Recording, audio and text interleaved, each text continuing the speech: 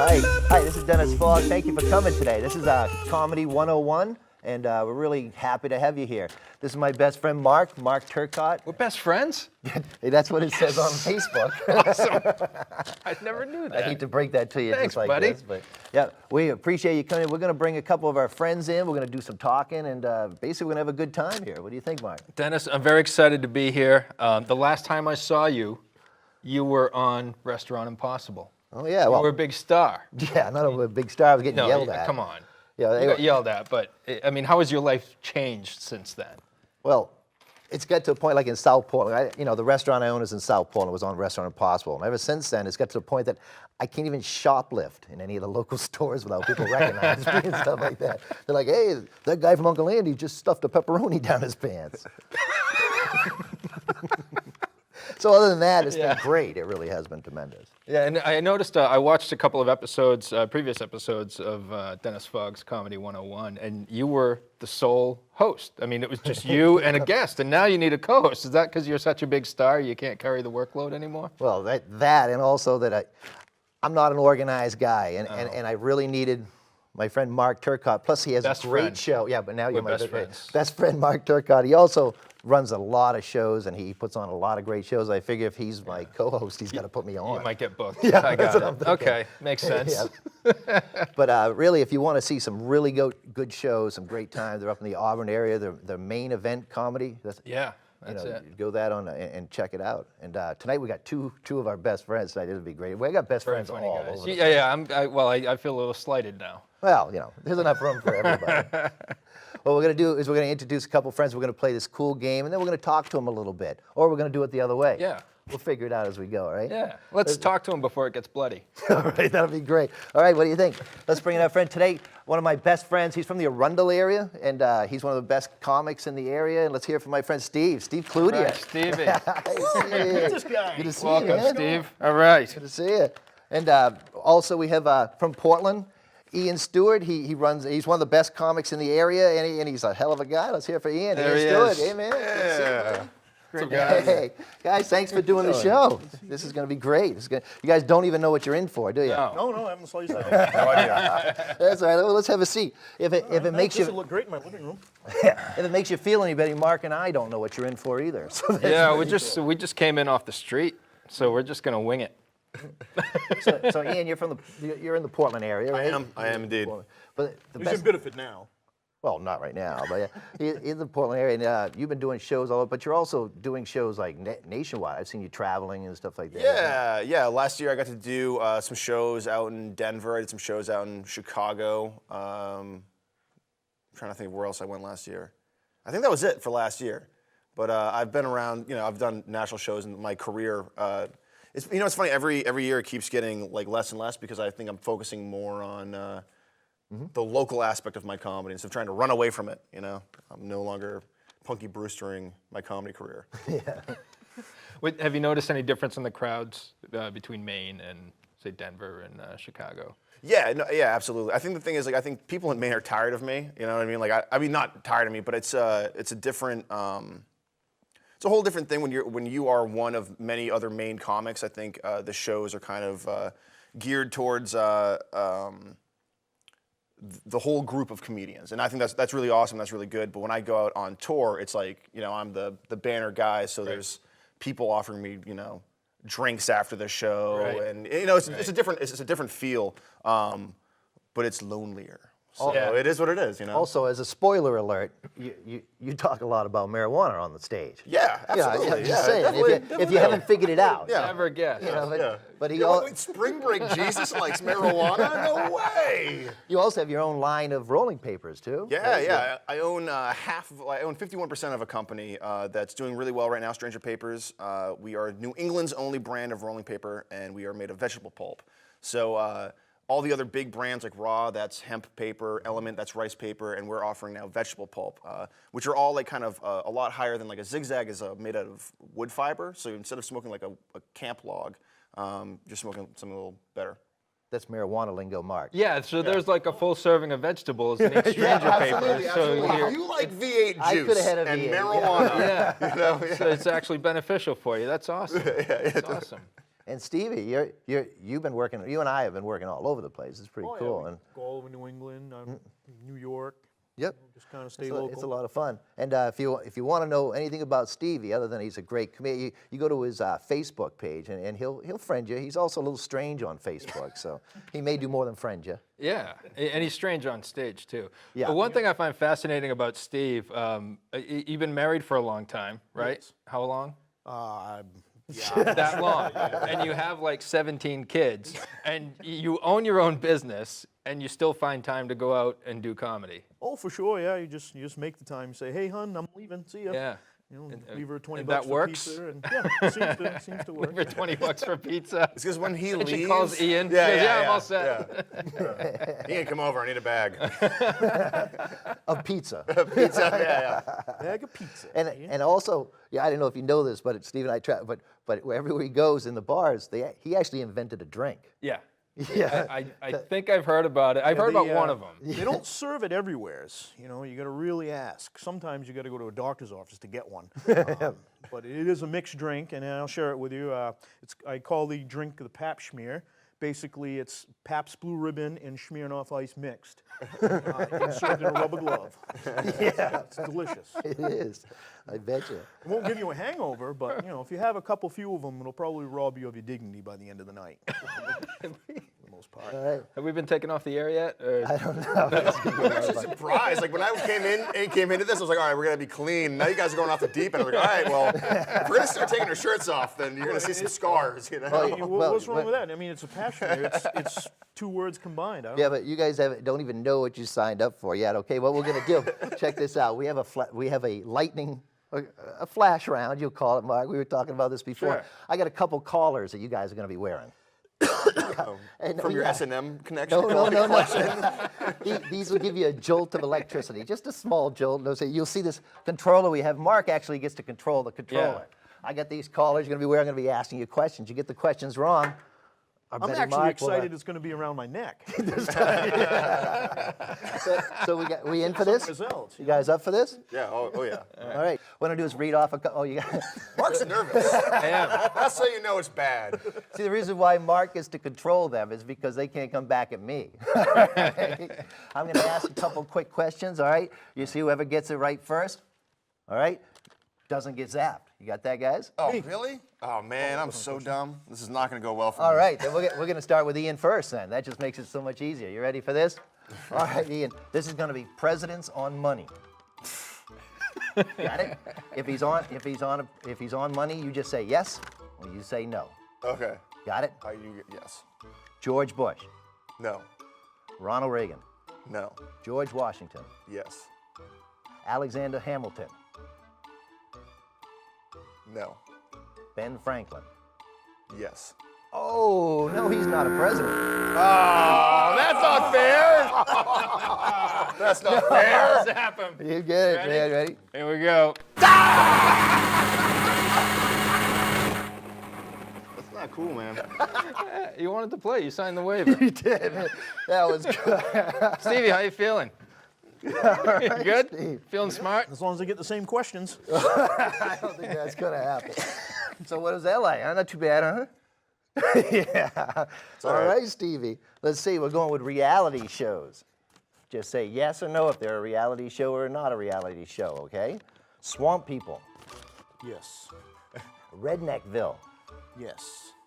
Never seen Redneckville? I think he You've films never seen it, He doesn't mean films anything it in around. his, Stevie films it in his I backyard. think you ought to Google it. Don't bite your tongue, because this looks pretty good. Anytime you're ready, Mark. Ready? Here we go, Steve. We should have went to the bathroom first. Your wife's gonna want one of these. You can't smell it on the TV, but as soon as he got hit with electricity, he farted an immense amount.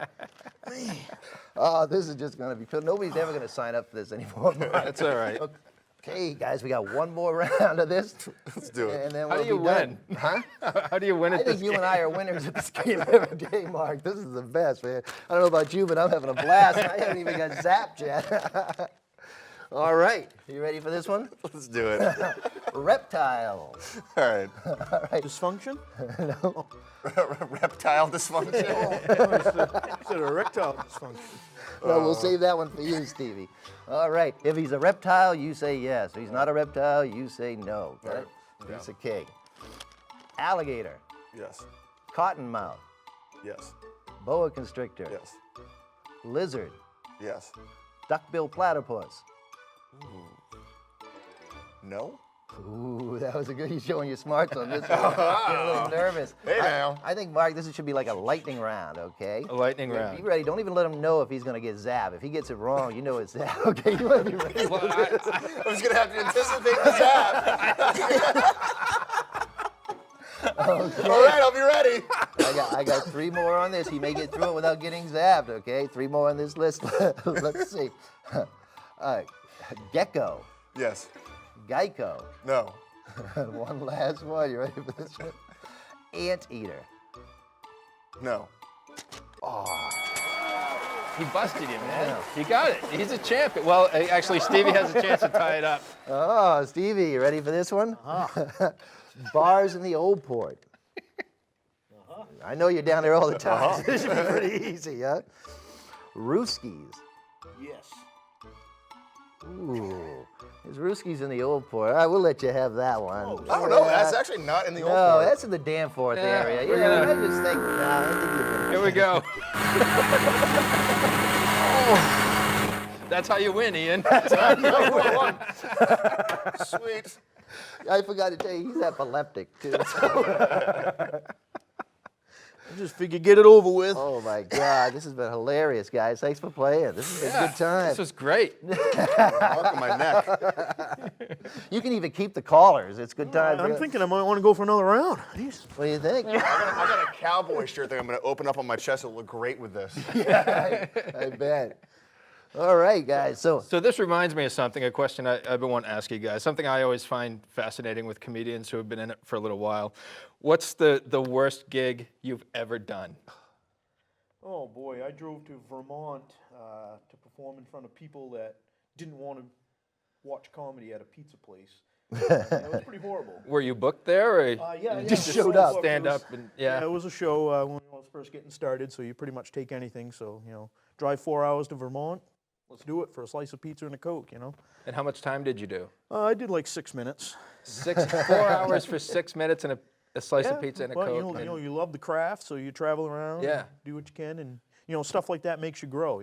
That night it was horrible, but looking back on it, Now, was helped you this grow, was it a booked show that people knew there was going to be comedy in the It was restaurant? supposed to be, but no, it wasn't. I mean, 5 minutes before the show, we're on the sidewalk telling people to come on in to, to watch comedy. You Yeah. know what I mean? And it was a bunch of us just starting out, and none of us were really any good at the time. Compared to where we all are now. Yeah. Did anyone do? How many comics were there? I think it was like 6. Did anyone get any laughs? Oh yeah. I mean, you get laughs, but it's just like it wasn't run very well. You know what I mean? Okay, People still yeah. coming in and out in front of the stage, getting pizza, and hey, we're telling penis jokes while 10-year-old kids are in there eating sliced pepperoni. And something I've noticed too, like when I travel for gigs, if it's a bad set, the ride home seems twice as long as it should, doesn't it? I mean, how long was the ride home after that gig, Steve? what's well, it even was the worse next is when day, you're in a group of people, and let's say there's 4 people and 3 had a great set, Yeah. and one guy just tanked it, and everybody wants to say how great their set, but they don't want to feel the one who Right. tanked it at a bad set. It was pretty cool. I was gonna say that my worst shows have always been on tour because there's never, it's like you can't escape. You know what I mean? Like at least like if you have a bad show somewhere within driving distance, you get to go home and like talk to your girlfriend about it, your wife or whatever. You pat your dog, you veg on your couch. But like on tour, it's like you have a bad show. Then you gotta go to like a crap hotel room and sleep in the same room as a dude who's gonna snore all night. And you're gonna, it's like it perpetuates the ugliness. And actually, the only good thing about tour is when you have a good show. And that's the hard thing about touring, especially when you're not a good, especially when I was first touring, I was not a good comedian. So I was having a lot of bad nights as a comedian. So like tour was like kind of, it was up and down, you know what I mean? If the show was really good, I'd have a great night. But if it was something that I had to work at, I really wasn't prepared to work at that time. So there was definitely a few shows on my first initial tours where it was just like, I shouldn't even be doing this right now. You know what I mean? But I mean, that probably helped, toughen me up, in the long run and helped me kind of like gather my momentum for crappier shows down the line that I was prepared for, Yep. But yeah, when you don't get to go home after a bad show, that sucks so bad. Is there one show in particular that stands out that was really horrible? Yeah, there was one. All right, so when I was on my first big tour was through Canada, and we went through all like the east side of Canada, like Montreal, Ottawa, Toronto, all that stuff. Yep. And to get up to Montreal, where we were headlining for a weekend, and actually the headlining experience that I had in Montreal was probably the best comedy experience I had in my entire life. We did 5 shows, and they were all sold out shows, amazing audiences. I got to work with really cool people. We were paid really well. It was a really good experience. But the show to get up there was at Levity Comedy Club in Vermont, and I loved this club, Levity. I'd headlined it 3 times. As a new comic, it was the first place that had given me a chance to headline and do like real feature work and stuff like that. And I recorded my first album there too, so it was a special place for me. But I had heard that Levity was closing down, and I was lucky enough to get them on their last day open. We were going to tour. We had to go through Vermont anyways. We were going to stop at Levity on a Thursday as their last show, and then go up to Canada to do our work, or maybe it was a Wednesday. And we went to that show. It was like one of Levity's last shows, and it was me, the headliner that I was traveling with, the opening comic, the girl managing the bar, and maybe 2 people in the audience. It was just like my favorite place in the world, you know what I mean? And we were about to go on this big tour, and just like, oh my God, what the heck have I gotten myself into? But luckily, the next weekend was just amazing, so it is what it is. My worst one is I tried my hand at old folks' homes. 'Cause I figure as a comic, those are untapped places. These people want to be entertained. That's great, because all you got to do is get out of bed, and your audience is right there. Oh my God, it awesome. didn't No work. travel Didn't work involved. at all. First off, they usually do the shows around 2 o'clock in the afternoon because Matlock starts at 3. Okay, and I just couldn't connect with. It was bad. And the guy in the front row, he just started coughing so bad, and he broke wind, and it was the worst thing. And I'm on stage, I'm above everybody else, and it was one of the grossest things I've ever seen. I said no. So I love how you say Matlock. Like that's not even on TV anymore, I don't think. Yeah, on the old folks TV channels. land. I like my generation, it's gonna be people yelling like, "Put on Jersey Shore! I want to see Snooki! Saved by the Bell. Saved by the Bell!" Well, also, before we wrap this up, all of us are working comics. We work all over the place, and we want to get a chance real quick to promote ourselves and also to talk about some of the things they're doing. But the reason why I'm bringing Mark into the picture is Mark runs the Comedy Fix up in Auburn, and they've raised money for so many different charities and stuff like that. And Except for comics. well, no, he's done a lot for a lot a lot of comics. He can't fool with that one. Burn. That was a burn. As much as I like to mess and be like that, That was a year off for Steve. It's up at the Fireside Inn, right in Auburn. Yes. Yeah, and I think you're taking the summer off, is it, or when Yeah, does it come back? I take June, July, and August off, and we start again in September with a 2-day festival, and then we go monthly throughout the fall and the winter and spring. And I tell you what, as a comedian, we've all been there, and it's a great place.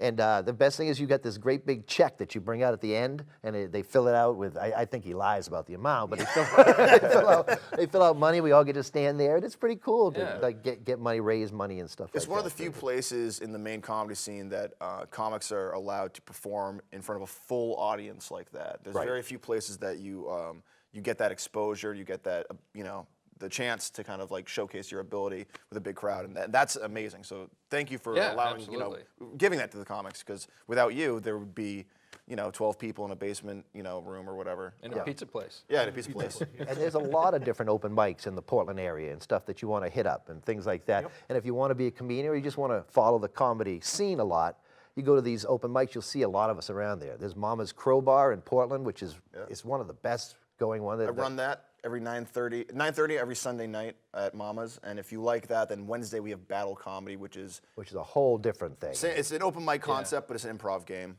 But it's just like making fun of people, Like I think Steven, it's great that he came here dressed like he's playing Dick Tracy in a school play. That's a good look, you know what I mean? I think that's good. I think if Dennis Fogg was a transformer, he would transform into an old couch or something like that, But that's what battle comedy is. It's just kind of insults, you hurl each other. And you always look like the best fun you ever had when your finger slipped through the toilet paper. So I'm just saying, if you really want to get technical. It's true. It's true. I have a good And we'll time. leave Mark alone on that one. I'm right here. I'll take my lumps. It's just so boring looking. I can't think of anything. And Stevie, where you got coming up? That's my superpower. We're gonna stay pretty light. You and I have a show in June, right? Something like that. Yeah, June 19th. You and I are in a show in June. Yeah, that's right. June 19th. I usually rely on Dennis to let me know where I'm performing. He's usually under a lawn tractor, waiting for Dennis. Usually to text working him. on things and stuff like that. Well, he's got so many kids, he's got no That's time true, for comedy. yeah. But he'll be a June 19th up in Auburn. His kids are trying to start the tractor while he's under it. And Ian, you'll be. Sorry. Shows I got coming up. May 16th, I'm headlining the Gold Room for a benefit for Pets for Vets, and that's a charity that takes shelter dogs and allocates them with veterans coming back from Iraq and Afghanistan with PTSD. And they're one of the only organizations, Pets for Vets, that takes these shelter dogs instead of taking AKC dogs or like other dogs that already have a chance at like a good life. So it's people that have fought terrible wars, dogs that have gone through some pretty awful things, coming together for some beauty. So definitely behind So that. even though we're all idiots, all comics, we all do stuff to help people out. Oh, yeah. Yeah, Mark, sure. Mark and I are going to be doing this show. You'll be able to see us on this channel. Tell all your friends about it. Check it out anytime you get. And please, like us, friend us, do whatever they do, that thing on that Facebook type of thing that you kids are doing now. It's a Candy Crush or whatever the heck it is. Tinder. We talk on Tinder. That's what it is. Oh, that's it. Left swipe, yeah. whatever. I don't know. Right swipe Dennis on Tinder. Thank you. Mark, why don't you take us out of here? Yeah. Can I plug my It's my all you, stuff? buddy. All right. May 6th, I'm going to be at Laugh Boston. June 19th, I'm with Dennis Fogg, Steve Cloutier, and Quasi Mensa at the Auburn Fireside Inn. And July 31st and August 1st, I'll be at the Maine Comedy Festival. So thanks once again to our guests, Stephen Cloutier, Ian Stuart, my best friend, Dennis Fogg. Virtually. Thanks for putting up with the shot callers. Too. Yeah. That was hilarious. Stylish, man. All right. Thank you.